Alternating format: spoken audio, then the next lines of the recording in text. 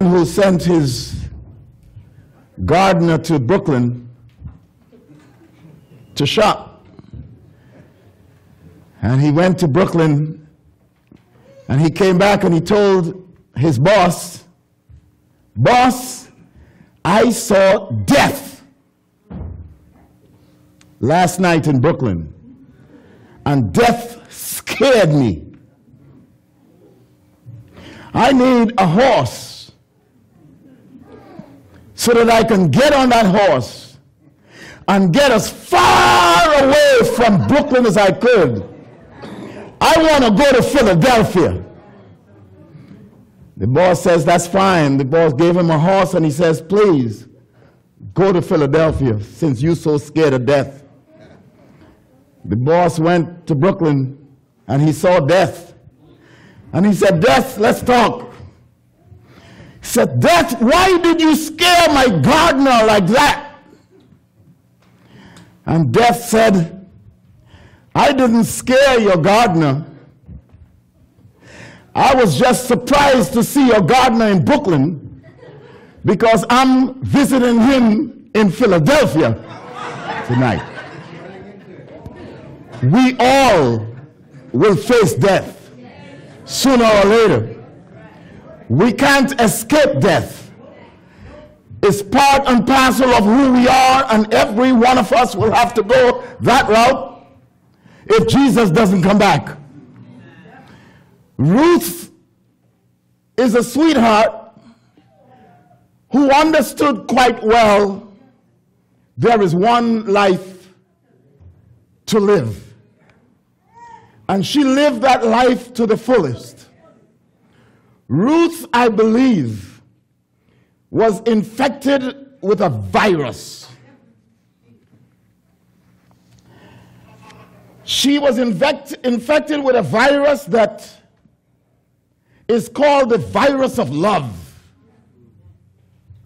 Ruth loved everybody. You ask her children and they will say, "Yes, I too got infected by that virus called love." And everybody with whom Ruth came into contact, they knew very well that here was somebody who was in love. She lived her life. She spent a little while helping in the school system in Philadelphia. And so it reminds me of that little poem a school teacher wrote after she wrote it before she passed, and she says, "I'm going to leave it for everyone to read." And I believe this is Ruth. To Jonathan, to Laura, Barry, all you loved ones, and to all of us, this is Ruth.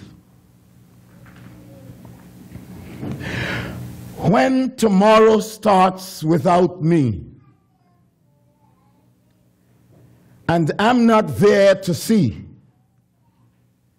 if the sun should rise and find your eyes filled with tears for me, I wish so much you wouldn't cry the way you did today. I know how much you love me, as much as I love you.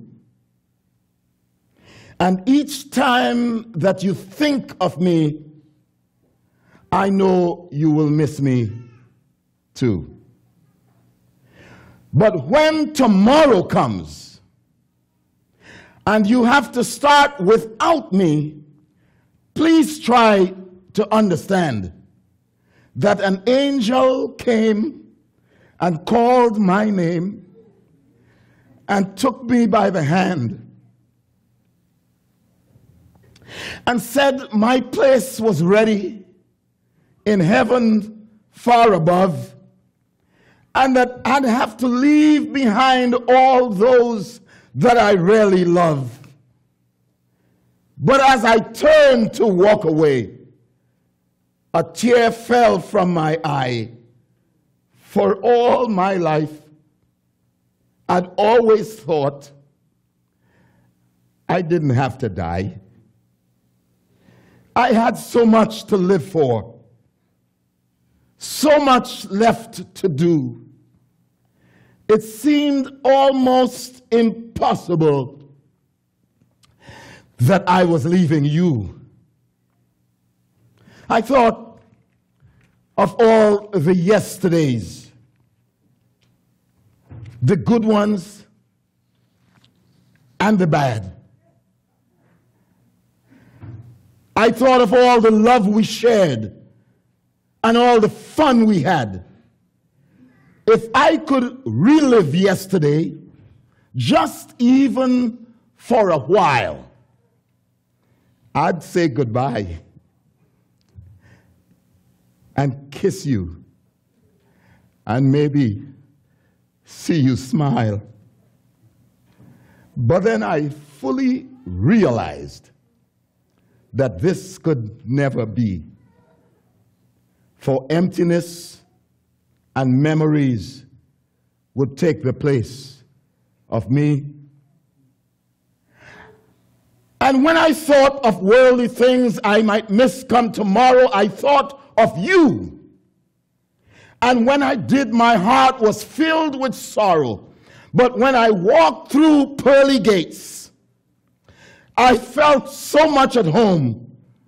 When God looked down and smiled on me from the great golden throne, he said, "This is eternity, and all I've promised you. Today, your life on earth is past, but here it starts anew. I promise no tomorrow, but today will always last. And since each day is the same way, there's no longing for the past." You have been, Ruth, so faithful, so trusting, so true. Though there were many times you did some things you know you shouldn't do, but you have been forgiven, Ruth, and now at last you're free. So won't you come and take my hand and share your life with me? So when tomorrow starts without me, don't think we are far apart. Let me close with this. I got up this morning and I thought I would try to talk with Ruth, and I talked with her. And I said, "Ruth, give me a few words, because, you know, I can wax eloquent for the next 2 or 3 hours. But I thought, Ruth, just give me a few words to leave with your friends. Ruth, just tell me, what does it mean to die as a Christian? What does it mean?" And Ruth says, "Tell them these 4 things.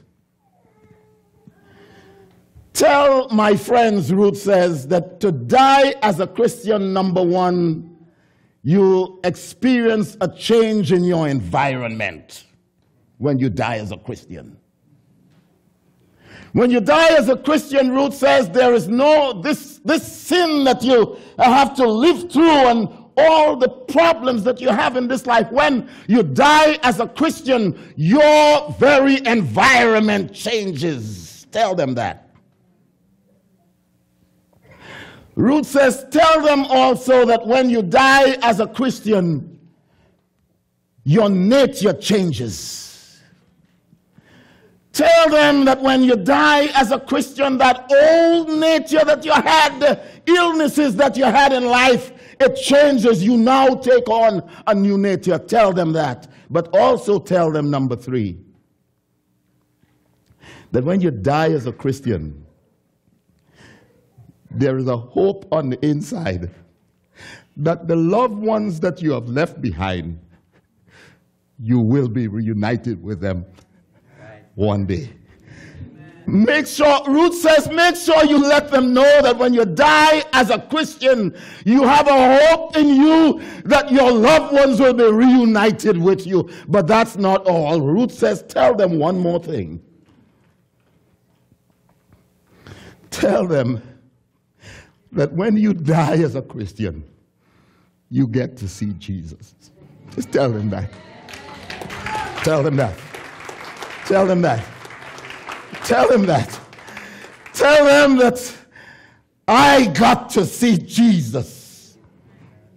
That's what it means to die as a Christian. So that's my parting word to you, brothers and sisters. It's great to die as a Christian. As a minister of the gospel, as a minister of the Christian gospel, I challenge you. Get to know him. Get to know him. Get to know this Jesus that Ruth used to sing about. Get to know this Jesus that Ruth talked about. So that one day, when you get to meet death, and you will, at least you can say, I remember, Ruth says, that when you die and you're a Christian, you get to see Jesus. Come on, let's sing. When we all, what is it? When we all get to heaven? Yeah, come on, let's sing when we all get to heaven. And we're going to go over. There's a whole lot of food on the other side. Let's go get filled up. Let's put on some weight. Let's do whatever and let